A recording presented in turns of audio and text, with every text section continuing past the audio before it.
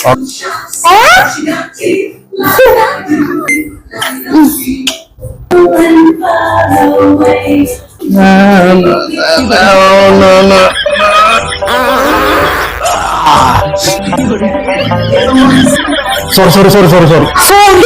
Sorry? ഒരു വളിയിട്ടനാ പിന്നെ ഒരു വളിയിടുമ്പോ ഇത്ര വലിയ കുറ്റ.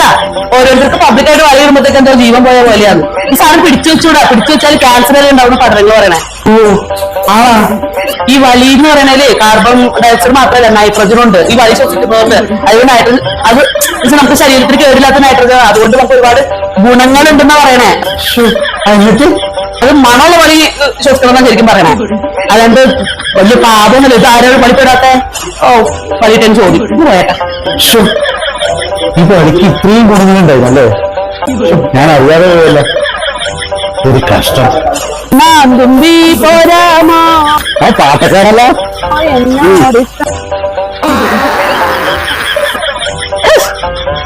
നൈട്രജൻ എങ്ങനെ വെറുതെ വീട് പോകുന്നു. ഒരാളെ കിട്ടാൻ തെങ്ങുമ്പോ കയറാൻ ഇപ്പൊ ആൾക്ക് ക്ഷാമം. കാശ് കൊടുത്താൽ പോലും ആരും വരാനില്ല. തേങ്ങ കൊടുക്കാണോ? ഒക്കെ വെറുതെ വീട് പോകുന്നു. ഒരാളെ നോക്കാൻ പറഞ്ഞിട്ട്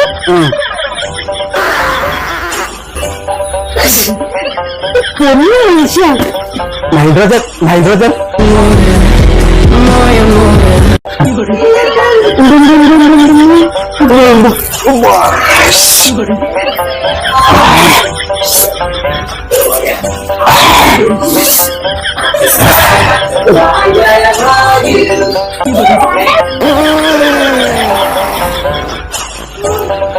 എന്റെ മനുഷ്യ കഷ്ടകാലത്തിനാണ് നൈട്രജന്റെ കാര്യം പറഞ്ഞത്.